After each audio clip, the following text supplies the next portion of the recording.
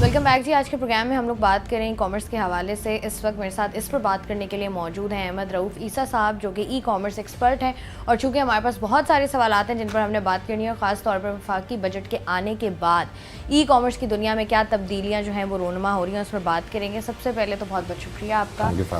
साथ ही साथ मुझे भी बताइएगा कि ये जो GST लगाई जा रही है हुकूमत की जानिब से, इसकी बुनियादी वजह क्या है? देखिए, जब हम पूरे रिटेल लैंडस्केप को देखते हैं, जहाँ पर रिटेल है, मतलब ऑनलाइन स्टोर्स भी हैं और ऑफलाइन स्टोर्स हैं। ऑफलाइन स्टोर्स जाहिर सी बात है डोमिनेट करता है। तो जब ऑफलाइन स्टोर पूरी दुनिया में डोमिनेट करता है, सिर्फ पाकिस्तान में 96-97% आज रिटेल होता है, ऑफलाइन होता है। तो अगर आपने ऑफलाइन पे एक चीज़ बिल्डअप की हुई है, एक टैक्सेस लगाए हुए हैं आपने, 18% GST हर रिटेल स्टोर दे रहा है। आप किसी भी फैशन ब्रांड पे जाएं, कहीं भी जाएं, तो वो पॉइंट ऑफ सेल के साथ इंटीग्रेटेड है, पॉस के साथ FBR के। तो जब वो टैक्स दे रहा है तो करा ये गया है कि दोनों को एट पार लाया गया है। तो दैट वाज नॉट समथिंग जो कि नया है, पहले भी बाउंड तो थे एज पर लॉ वो देने के लिए, लेकिन अब उसको थोड़ा सा हर तरफ से इस तरह लॉक कर दिया है कि उसको करना पड़ेगा।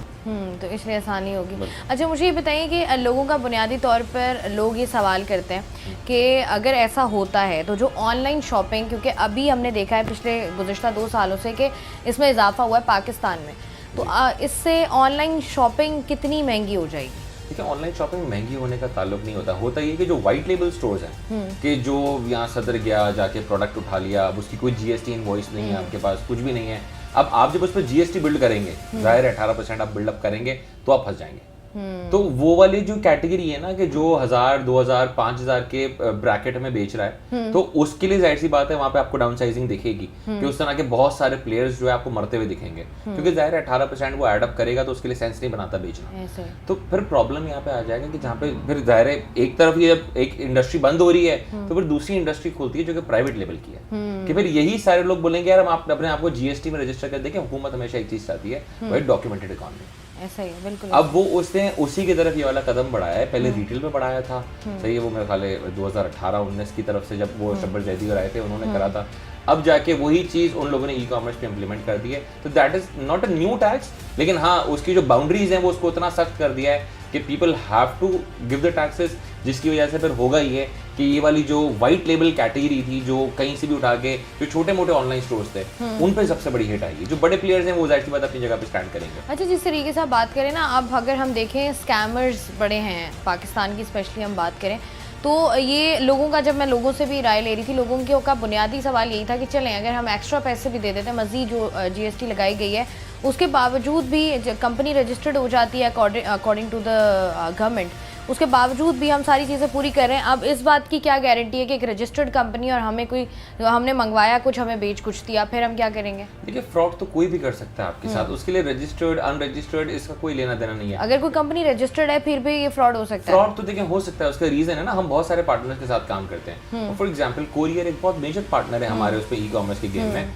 अगर कोरियर पूरा दिन भंड मारता है, तो आप कोरियर के जाके किसी को भी रिपोर्ट चेक करेंगे, कोरियर के पास बहुत बड़ा इशू का एक वो बेस है, पूरा डेटाबेस। उसका रीजन है, देखिए वो भी इतनी बड़ी फ्लीट पे खेल रहा होता है कि सर्टेन रेशियो भी अगर उसका कम होता है। मुझे आज सुबह किसी ने बोला कि मेरा तो आज तक पार्सल मंगाया उल्टा नहीं आया, तो मतलब नसीब है भाई आपके, वरना लोगों के उल्टे निकल जाते हैं, लोगों की खराब चीजें निकलती हैं, लोगों की चीजें डेड निकलती हैं, एट टाइम्स इश्यूज आ जाते हैं। तो इश्यूज तो अपनी जगह बरकरार रहेंगे। आप for example if you buy from, मैं जो हूँ मैंने अमेजोन से भी खरीदा है, मैंने लजाडा से खरीदा है, सूप था पहले उससे खरीदा है, नून से खरीदा है, नमशी, हर बड़े ऑनलाइन स्टोर दुनिया के खरीदा है, वहाँ भी इश्यूज आते हैं। उसका रीजन है, जब थर्ड पार्टी इन्वॉल्व होता है ना और मल्टीपल हैंड्स इन्वॉल्व हो जाते हैं एक ऑर्डर को लाने में आप तक, तो वहाँ पे इश्यूज की गुंजाइश होती है। That are part of the game, लेकिन उसका आप कितना मिनिमाइज कर सकते हैं वो इंपॉर्टेंट होता है। उसके लिए रजिस्टर्ड है नहीं है वो उसका कोई मैटर नहीं है, वो इशू रहेगा वो अपनी जगह पर ही है, वो आपकी किस्मत ही है।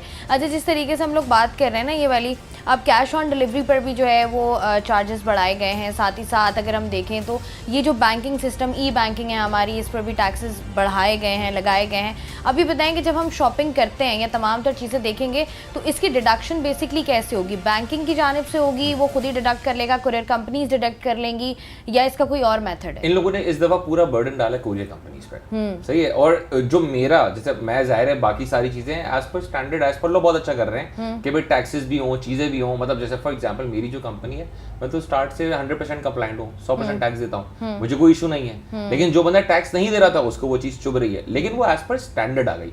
मेरा कंसर्न सिर्फ एक है आज भी, वो क्या है कि जब आप कोरियर की तरफ बर्डन डालते हैं अपना, तो कोरियर आर मतलब आई डोंट वांट टू से, लेकिन दे आर हाईली इनकॉम्पिटेंट इन पाकिस्तान। सही है, हम उनके साथ लिटरली ये टैली नहीं कर पाते कि जो हमने शिपमेंट्स दी हैं उनके पैसे कब देंगे, कैसे देंगे, कितने बकाया हैं, उनसे ये चीज़ टैली नहीं हो पाती। अगर आप उनको दो चीज़ें दे देंगे कि पहले तो जीएसटी काट लो, इसके बाद आप कहेंगे एडवांस इनकम टैक्स काट लो, फिर सीओडी पर टैक्स काट लो, तीन चीज़ें आपने उनको दे दी जो इनसे अपना काम मैनेज नहीं हो रहा, तो जाहिर सी बात है वो आप सोचें कि जब मैं 4 चीज़ें उसके साथ साल में टैली करने जाऊंगा तो मैं तो पागल हो जाऊंगा ऐसे कंपनी। तो ये जो बर्डन जिस साइड पर डाला है वो जरूर है कि देखिए हुकूमत अपने पर्सपेक्टिव से सोच रही है कि भाई मुझे ये चीज़, हाँ ये जरूर है कि इसका एक हल है कि हुकूमत बोले कि यार मैं जितनी मेजर आपकी कंपनीज हैं 5-6 कंपनियां बड़ी कोरियर कंपनी, हुकूमत बोले यार 5-6 कंपनियां जो हैं हम उनमें छोटे छोटे ऑफिसेज बनाएंगे अपने और हमारी टीम उसको मॉनिटर करेगी और चलाएगी, तो ये डूएबल है। अगर ये चीज नहीं करते, वो कोरियर पे छोड़ेंगे, उसके बाद इतने बड़े बड़े स्कैम आपको कोरियर के एंड से देखेंगे, हम और आप बैठ के कैलकुलेट नहीं कर पाएंगे, क्योंकि आपकी वो डिडक्शन कर रहा है, अगर उसने जमा नहीं करवाया, कोई और प्रॉब्लम आया या गलत कैलकुलेशंस कर दी, तो इतने बड़े बड़े स्कैम्स और ये जो है ना इस तरह के पॉन्जी स्कीम भी मैं कहता हूँ 4 बन जाएंगी। मैं जानता हूँ कुछ ऐसे कोरियर्स को जो इस तरह की चीजें बिल्डअप करना शुरू कर देंगे। तो हमें ये चीज भी लॉक करना जरूरी है कि एफबीआई जैसा इदारा, काबिल इदारा बोले कि यार हम वहाँ बैठेंगे, हम बैठ के उस चीज को वहीं पे मॉनिटर करेंगे जहाँ पे एटसोर्स वो चीज कट रही है। क्योंकि अगर वो जैसा फॉर एग्जाम्पल हर कंपनी में कंप्लाइंस होता है, क्या वो एफबीआर बोले यार आपको मेरे लेवल तक और ये चीज काटने के लिए ये कंप्लाइंस स्ट्रक्चर है, आप ये पूरा करें, आपके पास चार्टर्ड अकाउंटेंट होना चाहिए, आपके पास टैक्स अथॉरिटी, या इसके बाद हमारे पास हमारे भी 2 बंदे होंगे जो उसको ओवरसाइट करेंगे, तो वो पूरा है। अगर वो वहां पे इस तरह के स्टैंडर्ड पॉलिसी नहीं डालते कोरियर में, उसके बाद हम अगले 1 साल 2 साल के बाद ऐसी चीजें, ऐसे स्कैम सुन रहे होंगे जो हमने इससे पहले कभी सुने नहीं होंगे। अब जैसे आप बात करें ना, आपके अगर फॉर सपोज डिडक्शन हो भी जाती है कोरियर कंपनीज की जानिब से और उस डेटा को जमा नहीं कराया जाता है जो कि कंपलसरी बनाया गया है,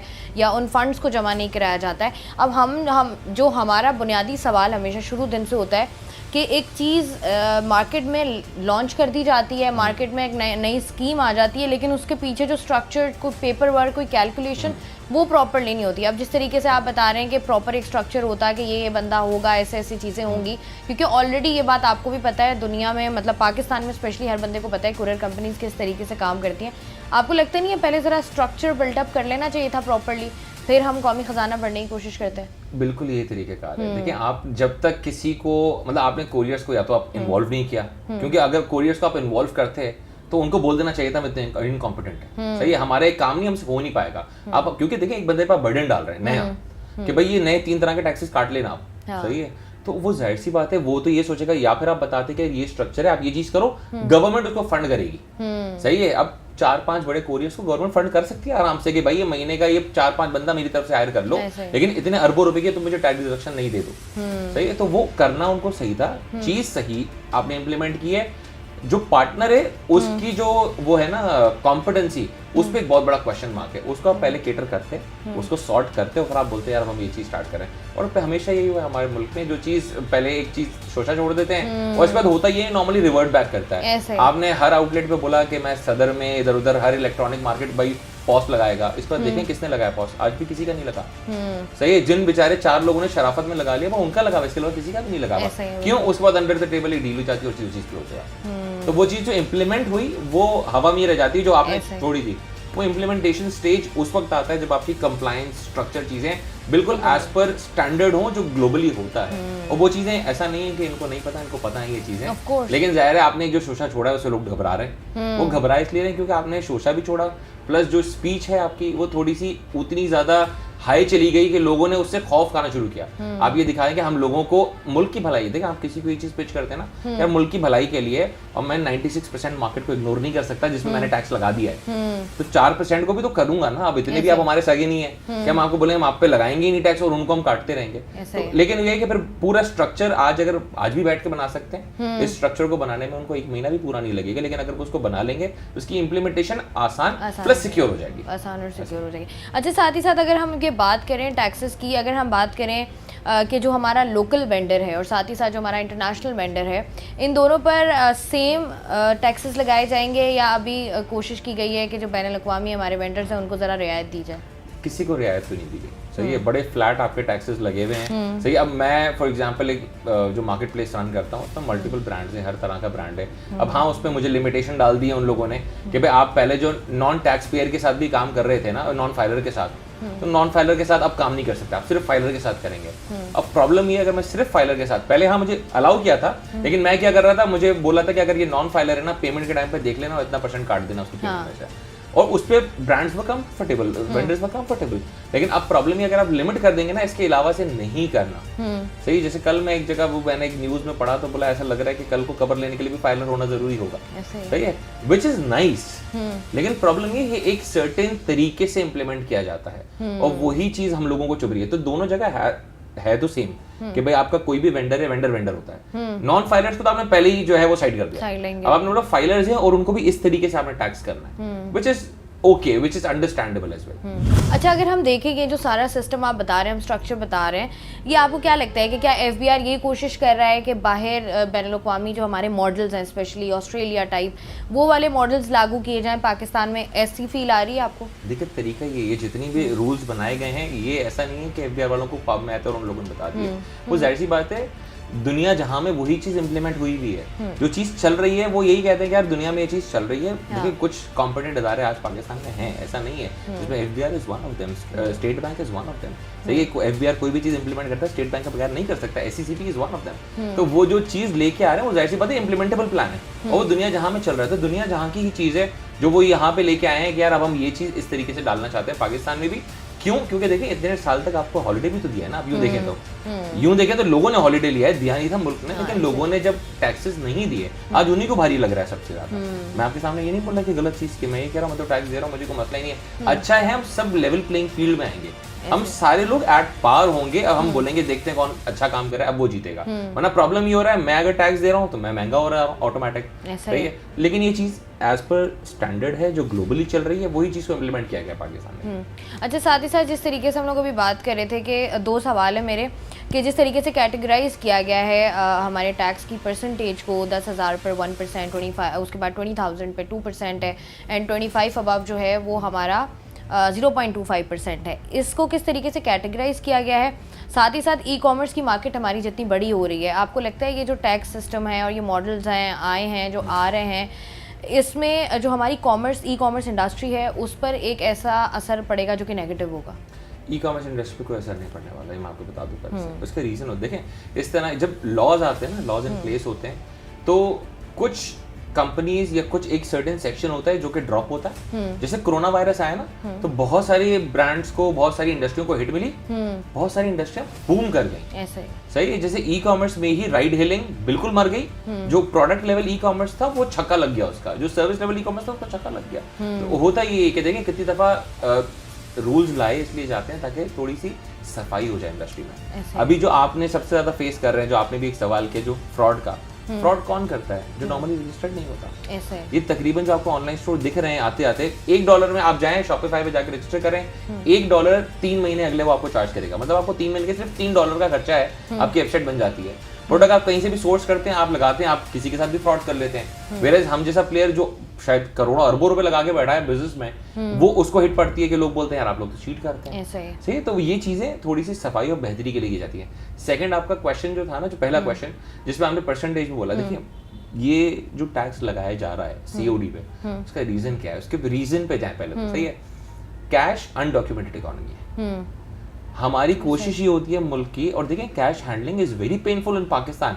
ये जो लेके आप भी घूम रहे हैं पैसे से, हम तो कराची रहते हैं, हमें अंदाजा है कि हमारे साथ क्या होता है कैश लेके घूमने पे, सही है। अभी रिसेंटली 2 दिन पहले मैंने देखा एक वीडियो, बैंक के अंदर से लूट के ले गए कराची में, सही है। तो इस हालात में आप रह रहे हैं, उसमें कैश हैंडलिंग जैसे आपके लिए पेनफुल है, ऐसे कोरियर के लिए भी पेनफुल है। कोरियर लाखों रुपए कैश लेके जा रहा है या प्रोडक्ट लेके जा रहा है, उसके लिए पेनफुल है वो चीज। तो कोशिश क्या होती है कि गवर्नमेंट चाहती है कि आप जो है वो अपने कार्ड से, ऐसे इंस्ट्रूमेंट से पेमेंट करें ताकि वो डॉक्यूमेंट होता है। अब गवर्नमेंट को एग्जैक्टली पता होगा कि अगर अहमद महीने की 2 लाख रुपए की शॉपिंग करता है अपने कार्ड से, समझिएगा, 2 लाख रुपए की शॉपिंग करता है अपने कार्ड से, व्हिच मींस इसकी इनकम होनी चाहिए ना 10 लाख रुपए, तो सही है। मरे से मरी भी 6-7 लाख रुपए तो इसकी इनकम होनी चाहिए ना, यूटिलिटीज वगैरह सब लगाने के बाद। और अगर वो अपने आप को इनकम टैक्स में दिखा रहा है कि मैं 3 लाख रुपए महीना कमाता हूँ, तो बोलेगा भाई ये 2 लाख रुपए महीना कमाता हूँ, क्योंकि टैक्स पे तो आप कम दिखा रहे हैं इनकम टैक्स में। तो बोलेंगे अच्छा बेटा जब तुम 2 लाख कमाते हो और 2 लाख ही खर्च करते हो शॉपिंग में, ऐसे कैसे हो सकता है दुनिया में? तो वो वहां से आपको उस तरीके से अपने नेट में ला रहे हैं। तो वो जानबूझ के एक अनडॉक्यूमेंटेड इकोनॉमी को पुश करना चाह रहे हैं पीछे की तरफ। ये कैश, ये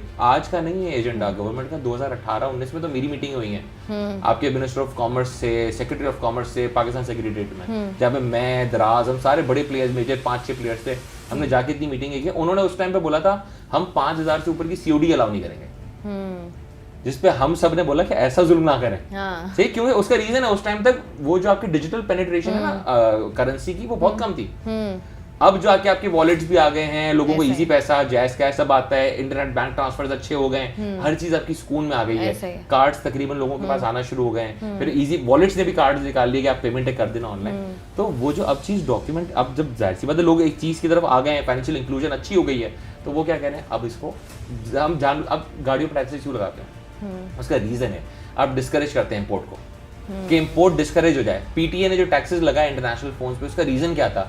इसीलिए लगाए थे कि इंटरनेशनल फोन डिस्करेज हो, जो पाकिस्तान में फोन बन रहा है या पाकिस्तान में जिसका डिस्ट्रीब्यूटर है, मैं उसकी सेल को करूं। आज आप दुबई से भी फोन लेके आए तो आपको लाइसेंस नहीं बनाता, तो वो डिस्करेज करने के लिए, तो आज कैश ऑन डिलीवरी को डिस्करेज करना चाहती है आपकी हुकूमत, जिसकी वजह से ये चीज इंप्लीमेंट की गई है या प्री पेमेंट बैंक। उससे प्री पेमेंट में कैश हैंडलिंग हर जगह, चाहे वो कोरियर का एंड हो, आपका एंड हो, हर जगह जीरो हो जाती है, प्लस वो डॉक्यूमेंटेड हो जाती है। अच्छा साथ ही साथ मुझे बताइएगा, ये जो तमाम तरह पॉलिसीज बनाई गई हैं, इसमें ये जो हमारे B2B कस्टमर्स हैं, सिर्फ वो इन्वॉल्व हैं या B2C कस्टमर्स भी इन्वॉल्व होंगे? कस्टमर की तरफ तो कुछ है ही नहीं। देखिए कस्टमर के लिए एक जो नुकसान है वो ये है, उसको शायद प्रोडक्ट महंगा मिले। अगर कोई क्योंकि देखिए कोई भी बंदा अपने एंड पे बेयर नहीं करेगा, सिंपल सी बात सही है। तो अगर इस तरह के जो व्हाइट लेबल स्टोर्स हैं वो 18% कस्टमर की तरफ मूव करते हैं, सही है, इसका मतलब ये कि कस्टमर उनसे खरीदेगा तो नहीं, तो या अगर वो कर देगा तो कस्टमर को चीज महंगी मिलना शुरू हो जाएगी। सही, तो वो एक कस्टमर के लिए ये वाला एलिमेंट होगा, या तो उसको वो प्रोडक्ट्स अवेलेबल ही नहीं मिलेंगे, या अगर मिलेंगे तो महंगे हो जाएंगे। तो कस्टमर के एंड पे सिर्फ यही है, कस्टमर पे कोई नया टैक्स नहीं, कुछ नहीं। हाँ ये जरूर है कि वो COD करेगा तो उसको नया टैक्स पड़ रहा है, तो वो प्री पेमेंट्स पे जाएगा, और प्री पेमेंट्स पे जाएगा, थोड़ा सा डॉक्यूमेंट हो जाएगा, तो वो पूरे जो साल की उसकी साइकिल है इनकम टैक्स उसको दिखाना पड़ेगा। अच्छा सबसे इम्पोर्टेंट सवाल ये है, मैं जिस तरीके से हम अभी देख रहे हैं, अपनी बात कर लें, जैसे नॉर्मली आप बहुत सारी चीज़ें, क्योंकि आपके पास एक एक्सपोजर होता है, या आप बहुत सारी ऐसी चीज़ें जो आपको पता है, जैसे आपने अभी फ़ोन्स की बात की, इसी तरीके से बहुत सारी ऐसी चीज़ें जिनकी क्वालिटी आपको पाकिस्तान में बेहतर नहीं मिलती है। आप कोशिश कर रहे होते हो कि कोई रिश्तेदार आ जाए बाहर से, आप उससे मंगवा लो, या आप खुद जो है, अब चूँकि ईजी एक्सेस हो गया, आप खुद ही पाकिस्तान में बैठ के भी आप ऑर्डर कर देते हो, चीज़ें आपको 10-15 दिन बाद मिलती हैं, लेकिन आपको मिल जाती हैं। आप मुझे बताएं कि ये जो टैक्सेस वाला मामला है, इससे तो वो अशिया भी आपकी महंगी हो गई हैं, आपकी वो शिपमेंट्स भी महंगी हो गई हैं, तो अब अगर उसको डिस्करेज किया जाता है कि हम बाहर से चीज़ें ना मंगवाएं, तो आपको लगता नहीं उसके लिए ज़रूरी है कि पाकिस्तान में उस क्वालिटी की चीज़ें बना ली जाएं एटलीस्ट, ताकि वो जैसे आप अभी बात कर रहे थे ना कि कंपटीशन ईजी हो जाता है, लोगों के लिए भी एक्सेसिबल हो जाती हैं चीज़ें। देखिए हर, जैसे मैंने आपको बोला ना, हर चीज़ का एक सर्टेन तरीका होता है इम्प्लीमेंटेशन का। हमारे मुल्क में जब आपने बोला हम फ़ोन बनाएंगे, सही है, तो आपने इसीलिए बोला कि हम इंटरनेशनल फ़ोन्स को डिस्करेज करो इंपोर्ट को, कि यहाँ पे हम फ़ोन बनाएंगे।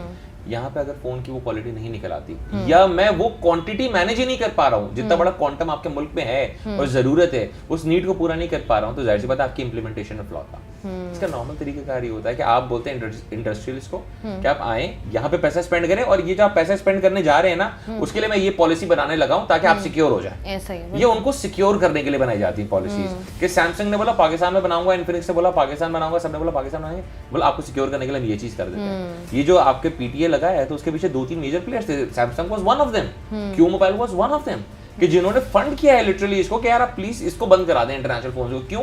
क्योंकि इंटरनेशनल जो सैमसंग आ रहा है वो सस्ता आ रहा था, लोकल वाला महंगा था, तो लोग क्या कहते थे, यार विदाउट वारंटी वाले लो, कौन सा खराब होता है, सैमसंग ओरिजिनल ले तो, ठीक। लेकिन आपने डिस्करेज, तो उसका एक तरीका होता है इम्प्लीमेंटेशन का। हमारा प्रॉब्लम ये, हम हमारे मुल्क में सिर्फ एक चीज जो सबसे ज्यादा बुरी है, कानून हम ले आते हैं, उसकी implementation is so bad, it's literally so bad, कि उसकी वजह से होता ही है कि वो पूरी इंडस्ट्री तितर बितर हो जाती है। उसके बाद कोई जुगाड़ में कुछ चलाता है, कुछ लोग बेचारे टैक्स नेट में आके फंस जाते हैं, तो वो एक अजीब सी कश्मकश में पूरी इंडस्ट्री आ जाती है। अब अभी भी यही होगा कि मैंने लिटरली एक बंदे की वीडियो सुनी कि यार, अभी मैंने रिसेंटली कल परसों में, कि वो कह रहा है कि यार कोरियर से सेटिंग हो जाए अपनी ना, तो हम ये बचा लेंगे। कोरियर, देखिए लोगों को हमें लगता है कोरियर पहले भी इसी तरह का ट्रांसपेरेंट बिजनेस करते थे। कोरियर एक एक पार्सल अपना दिखाते हैं, वो हर पार्सल पे आज भी आपसे टैक्स चार्ज करता है, इसका मतलब वो हर पार्सल अपना दिखाता है। ऐसे है। सही है, मैं जानता हूँ कोरियर के जितने बड़े वो कोरियर उनके ओनर्स को वो सारी चीज अपनी ट्रांसपेरेंट दिखाते हैं, वो आगे भी दिखाएंगे और अब जब आपके जो जीएसटी काटेंगे तो वो और ज्यादा हाईलाइट होकर आएगी। और जाहिर सी बात है अब एडिशनल इनकम टैक्स है, अब उसमें प्रॉब्लम क्या है एआईटी में कि आप वो वैसे तो रिडीम कर सकते हैं अपने साल के इनकम टैक्स पे, आप उसको वापस रीइंबर्स करवा सकते हैं कि देखिए मैंने इतना इतना कटवा दिया, लेकिन हमारे मुल्क में लोग देते नहीं थे। हमें साल के एंड पे दिखाना था लाख रुपए इनकम टैक्स में, लेकिन वो जो उसने अपफ्रंट कहा था वो ऐसी बात ज्यादा काट लिया। बहुत बहुत शुक्रिया जी, एमएस हमारे साथ मौजूद थे और जिस तरीके से हम बता रहे हैं और जिस तरीके से हम पाकिस्तान में देख रहे हैं, जिस तरीके से ई कॉमर्स की दुनिया जो है वो बढ़ती जा रही है, बहुत ये एक ऐसा टॉपिक है जिसके लिए आपको चंद मिनट और एक घंटा दरकार नहीं है, बल्कि एक लंबी डिस्कशन आपको दरकार है। जब भी नए टैक्सेस लगाए जाते हैं यकीनी तौर पर लोग जो है वो परेशान भी होते हैं। इसकी बुनियादी वजह यही होती है कि आपको उस चीज़ को समझने में टाइम लग जाता है या अगला बंदा प्रॉपर्ली आसान अल्फाज में आपको वो चीज़ समझा नहीं पाता है। अब अगर हम ये फाइलर्स और नॉन फाइलर्स की गेम करें तो हम ये जानते हैं कि जब से पाकिस्तान बना है उस वक्त से लेकर अब तक बहुत सारे ऐसे लोग हैं और टिल डेट बहुत सारे लोग ऐसे हैं जो कि नॉन फाइलर्स हैं, जो कि टैक्सेस नहीं देते हैं और उसका बोझ जो है वो उन लोगों को उठाना पड़ता है जो लोग टैक्सेस दे रहे होते हैं। तो ये हुकूमत की जानिब से जो इकदाम है, क्योंकि अगर हम ई कॉमर्स की मार्केट देख लें जिस तरीके से पैसा बनाया गया है और अच्छा खासा पैसा बनाया गया और लोगों को लगता है कुछ करने की ज़रूरत नहीं, बस ई कॉमर्स में आ जाओ तो तुम अमीर हो जाओगे। जिस तरीके से बाकी तमाम इंडस्ट्रीज़ हमें जो है वो टैक्सेस देती हुई नज़र आ रही हैं और उस दायरा कार में शामिल होती हुई नज़र आ रही हैं जहाँ पर जो है वो टैक्सेस दिए जा रहे हैं, वहीं पर ई कॉमर्स भी एक ऐसी मार्केट है जहाँ पर टैक्स लागू किए जाना है और उसकी इम्प्लीमेंटेशन कराना बहुत ज़रूरी है। लेकिन दूसरी ही तरफ जब बजट आता है और अचानक से ये जो बम गिराए जाते हैं टैक्सेस के, उससे पहले ज़रा थोड़ी सी जो चीज़ जो ज़रूरी होती है आवाम के लिए, क्योंकि माशाल्लाह बहुत पढ़े लिखे आवाम नहीं है हमारे यहाँ पाकिस्तान में, तो बड़ा ज़रूरी है कि उनको गाइड किया जाए पहले से उनको आहिस्ता आहिस्ता बताना शुरू किया जाए, उनके दिमागों में पेनिट्रेट की जाए ये चीज़ कि ये एक चीज़ आने वाली है, इसका मकसद ये होगा, ये इस तरीके से काम करेगा और इसका फ़ायदा कौमी ख़जाने को और पाकिस्तान को किस तरीके से होगा। क्योंकि कुछ भी हो जाए at the end of the day, चाहे हम हो चाहे हुकूमत हो, हमारा जो एक मोटिव है वो यही है कि पाकिस्तान को जो है वो उस रास्ते पर लेकर जाना जहाँ पर जो है हमारा मुल्क तरक्की करे। उम्मीद है कि वो तमाम तर लोग जो जिनका ताल्लुक ई कॉमर्स से है उनको आज के प्रोग्राम से समझ आ गई होगी कि क्या चीज़ बेहतर है और किस तरीके से ये चीज़ें मज़ीद बेहतर हो सकती हैं। मैं हूँ आपकी मेज़बान शाइस्ता रज़ा। प्रोग्राम से मुझे दीजिए इजाज़त, अपना रखिएगा ख्याल। अल्लाह।